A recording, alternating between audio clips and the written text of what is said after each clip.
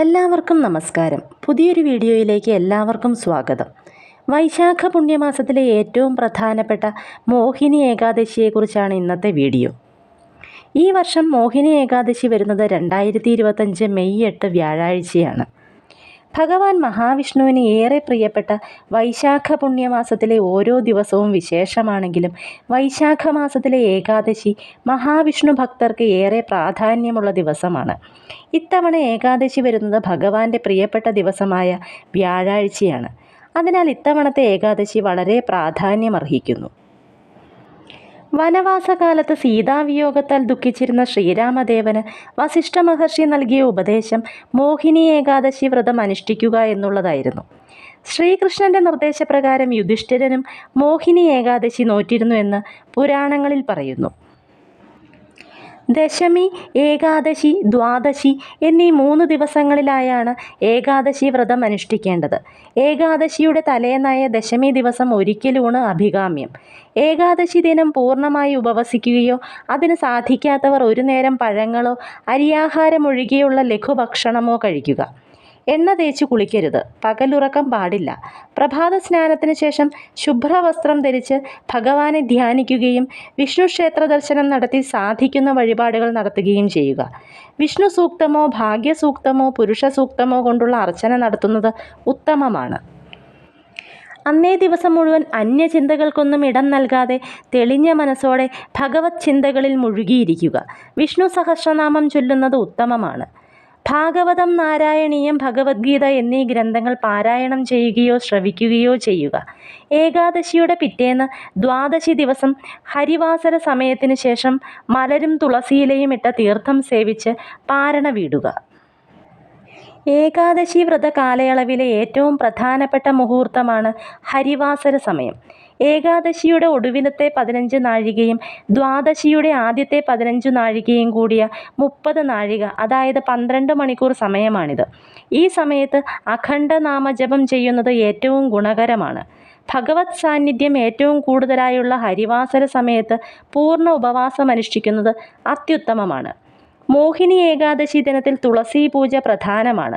മന്ത്രജപത്തോടെ തുളസിക്ക് 3 തവണ പ്രദക്ഷിണം വെച്ച് തീർത്ഥം ചുവട്ടിലൊഴിച്ച് തൊട്ടു തൊഴുതാൽ സർവ്വരോഗ ദുരിത മോചനവും പാപശാന്തിയുമാണ് ഫലം. ഈ സവിശേഷ ദിനത്തിൽ ഭഗവാന് നെയ്വിളക്ക് സമർപ്പിക്കുന്നത് അതീവ ശ്രേഷ്ഠമാണ്. മോഹിനി ഏകാദശിയുടെ മഹത്വം ആദ്യം ശ്രീരാമനോട് വസിഷ്ഠനും മഹാരാജാവ് യുധിഷ്ഠിരനോട് ശ്രീകൃഷ്ണനും വിവരിച്ചു. മോഹിനി ഏകാദശി വ്രതം പൂർണ്ണ ഭക്തിയോടെ ഒരാൾ ആചരിച്ചാൽ അയാൾക്ക് ലഭിക്കുന്ന പുണ്യം ആ വ്യക്തി സത്കർമ്മങ്ങൾ ചെയ്യുന്നതിലൂടെയോ തീർത്ഥാടന കേന്ദ്രങ്ങൾ സന്ദർശിക്കുന്നതിലൂടെയോ ദാനം ചെയ്യുന്നതിലൂടെയോ യജ്ഞങ്ങൾ നടത്തുന്നതിലൂടെയോ ലഭിക്കുന്നതിനേക്കാൾ വളരെ കൂടുതലാണ്. വ്രതം അനുഷ്ഠിക്കുന്നയാൾക്ക് 1000 പശുക്കളെ ദാനം ചെയ്യുന്നതിലൂടെ ലഭിക്കുന്ന അത്രയും മഹത്വങ്ങൾ ലഭിക്കും. ഈ ബഹുമാന്യ വ്രതം അനുഷ്ഠിക്കുന്നയാൾ ജനന മരണങ്ങളുടെ തുടർച്ചയായ ചക്രത്തിൽ നിന്ന് മോചനം നേടുകയും മോക്ഷം നേടുകയും ചെയ്യുന്നു. സരസ്വതി നദിയുടെ തീരത്ത് ഭദ്രാവതി എന്ന ഒരു മനോഹരമായ നഗരമുണ്ടായിരുന്നു. അവിടെ ദ്യുതിമാൻ എന്നൊരു രാജാവ് ജീവിച്ചിരുന്നു. അദ്ദേഹം വളരെ മാന്യനും സത്യസന്ധനുമായിരുന്നു. ചന്ദ്രവംശ രാജവംശത്തിലാണ് രാജാവ് ജനിച്ചത്. അദ്ദേഹത്തിൻ്റെ രാജ്യത്ത് ധനപാലൻ എന്നൊരു ധനികനായ വ്യാപാരി താമസിച്ചിരുന്നു. അദ്ദേഹം എപ്പോഴും ധർമ്മനിഷ്ഠയിലും ദാനധർമ്മങ്ങളിലും ഏർപ്പെട്ടിരുന്നു.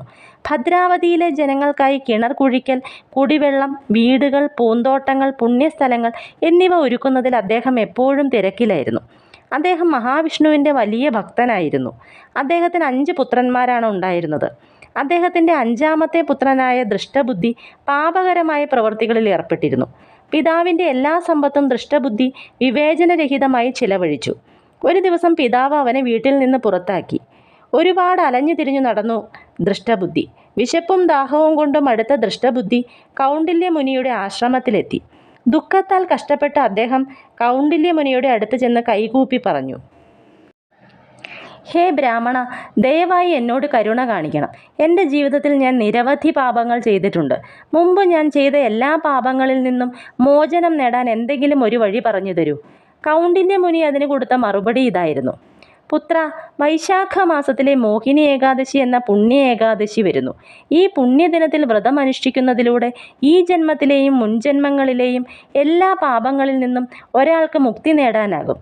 അതിനാൽ മേരുപർവ്വതത്തോളം വിശാലമായ പാപങ്ങളെ ഇല്ലാതാക്കാൻ മോഹിനി ഏകാദശിക്ക് ശക്തിയുണ്ട്.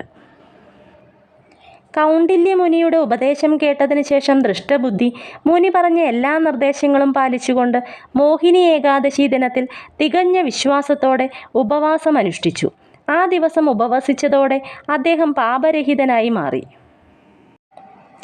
ഈ വിധത്തിൽ ഈ പുണ്യകരമായ മോഹിനി ഏകാദശിയുടെ മഹത്വം കേൾക്കുകയോ പഠിക്കുകയോ ചെയ്യുമ്പോൾ 1000 പശുക്കളെ ദാനം ചെയ്ത പുണ്യം ഒരാൾക്ക് ലഭിക്കുന്നു.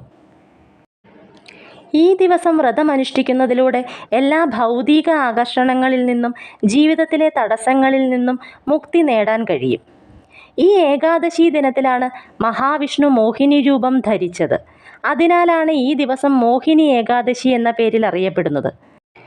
അസുരന്മാരെ മോഹിപ്പിച്ച് മോഹിനി രൂപം ധരിച്ച വിഷ്ണു ഭഗവാൻ അമൃതകലശത്തെ തട്ടിയെടുത്ത അസുരന്മാരിൽ നിന്ന് തന്ത്രപൂർവം അത് തിരികെ വാങ്ങി ദേവന്മാർക്ക് നൽകി. മോഹിനി ഏകാദശി വ്രതം ഭക്തിയോടെയും കൃത്യമായും അനുഷ്ഠിക്കുന്ന ഭക്തരുടെ എല്ലാ ദുഃഖങ്ങളെയും അകറ്റി ഭഗവാൻ മഹാവിഷ്ണു അവർക്ക് മാനസികമായ സന്തോഷവും സമാധാനവും നൽകി അവരെ അനുഗ്രഹിക്കുന്നു.